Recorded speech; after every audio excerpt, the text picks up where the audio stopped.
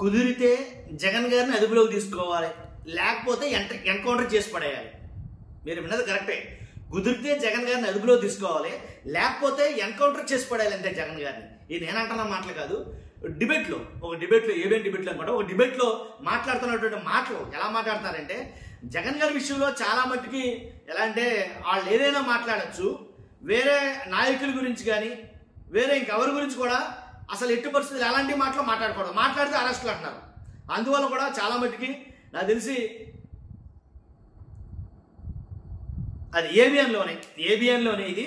అయితే ఆయన మాట్లాడింది ఏంటంటే ఒకసారి విందాం. ఒక్కసారి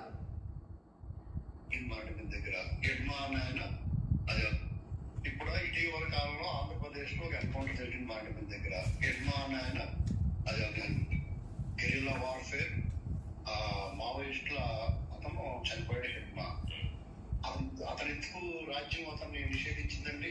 అతను ఎందుకు ఎన్కౌంటర్ చేశాడండి? అతను ఈ దేశ రాజ్యాంగాన్ని ధిక్కరించాడు, స్టేట్ ని వ్యతిరేకించాడు,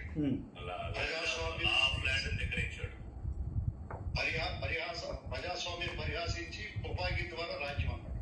అతను ఒక దారిలో ఈ ప్రజాస్వామ్యాన్ని పరిహాసించాడు, ఈ రాజ్యం తాలూకు అన్ని నిబంధనల్ని అతిక్రమించాడు.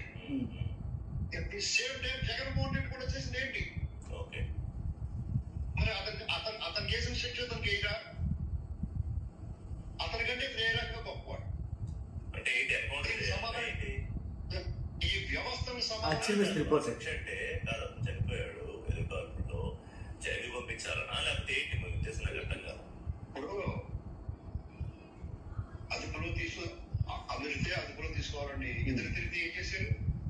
కాల్చిపడేశారు. కుదిరితే అదుపులోకి తీసుకోవాలి, లేకపోతే కాల్చిపడేయడం, ఎన్కౌంటర్ చేసేయాలి. ఈయన మాట్లాడుతున్నమాట. కాబట్టి ఎవరంటే కనుక అడుసుమిల్లి శ్రీనివాసరావు అంట.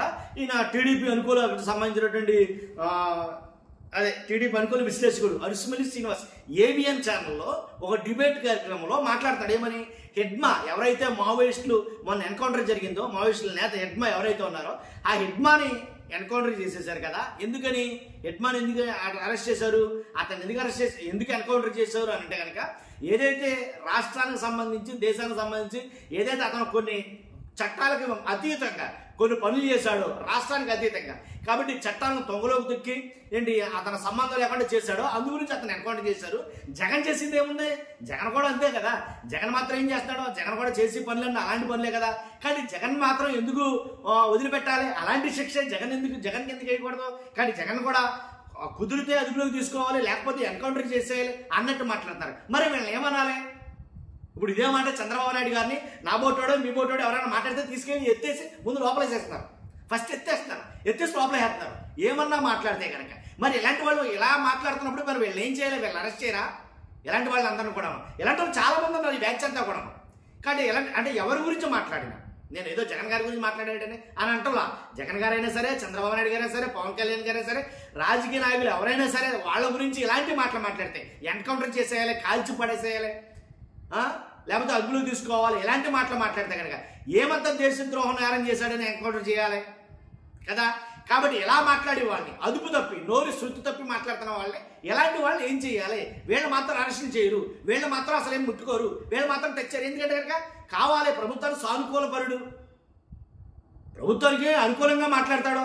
కాబట్టి ఇలాంటి వాళ్ళు ఏం మాట్లాడినా సరే, జగన్ చంపేయమన్నా పర్లేదు, జగన్ నరికేయమన్నా పర్లేదు, జగన్ ఎన్కౌంటర్ చేసేమన్నా పర్లేదు, కానీ వీళ్ళు మాత్రం టచ్ చేయరు. కనీసం అరెస్టులు కానీ అలాంటి కానీ ఏముండవు. ఏమన్నా నోరు జారితే కనుక, మాట్లాడే మాటల్లో నోరు జారితే చాలు ఎత్తండి అన్నట్టుగా ఎత్తేస్తున్నారంతే. ఎత్తేయడం లోపలేసేయడం. కానీ ఇది ఎంతవరకు సమంజసం, ఇది ఎంతవరకు ధర్మం? ఇప్పుడు ఒక్క మాట మాట్లాడతానండి. ఎలా అంటే వెంకటరెడ్డి గారు అనుకుంటా, వైఎస్ఆర్సీపీ తరఫున వైఎస్ఆర్సీపీ నేత అధికార ప్రతినిధి వెంకటరెడ్డి గారి, కారుమూరి వెంకటరెడ్డి గారు అనుకుంటా, ఆయన అరెస్ట్ చేశారు మొన్న. అరెస్ట్ చేసిన తర్వాత మళ్ళీ సాయంకాలం లోపు ఆయన బయటకు వచ్చాడు బెయిల్ మీద. కాబట్టి ఆయన అరెస్ట్ చేసిన విధానం దేని గురించి?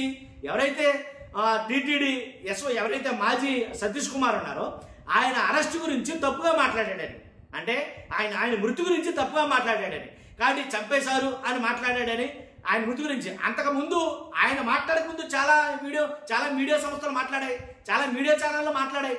ఏమని? అనుమానం, అచ్చో ఆత్మహత్యో, నాకు తెలిసి జగన్ గారు వచ్చేసారేమని ఒకడు.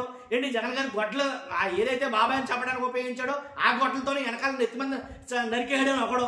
వాళ్ళు మాట్లాడిన మాటలు మాత్రం వాళ్ళు ఏం టచ్ చేయలేదు.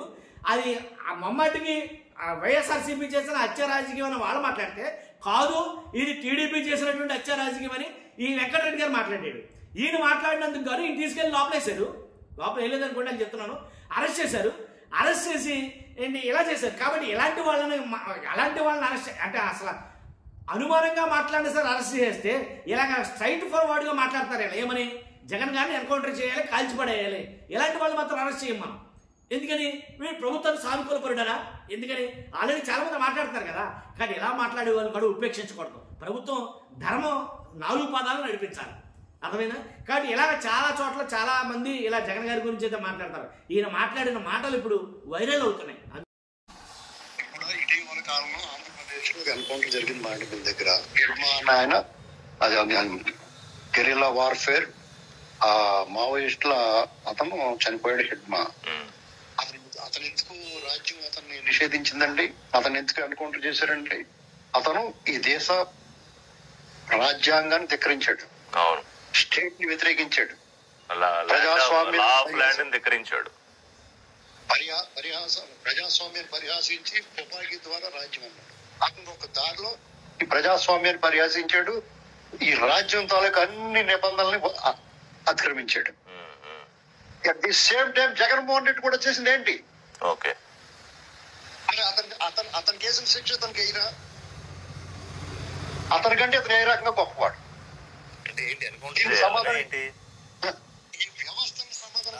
శిక్ష అంటే కాదు, అతను చనిపోయాడు ఎదురుకాల్పుల్లో, జైలు పంపించాలనా లేకపోతే ఏంటి మీ ఉద్దేశం? నాకు అర్థం కాల.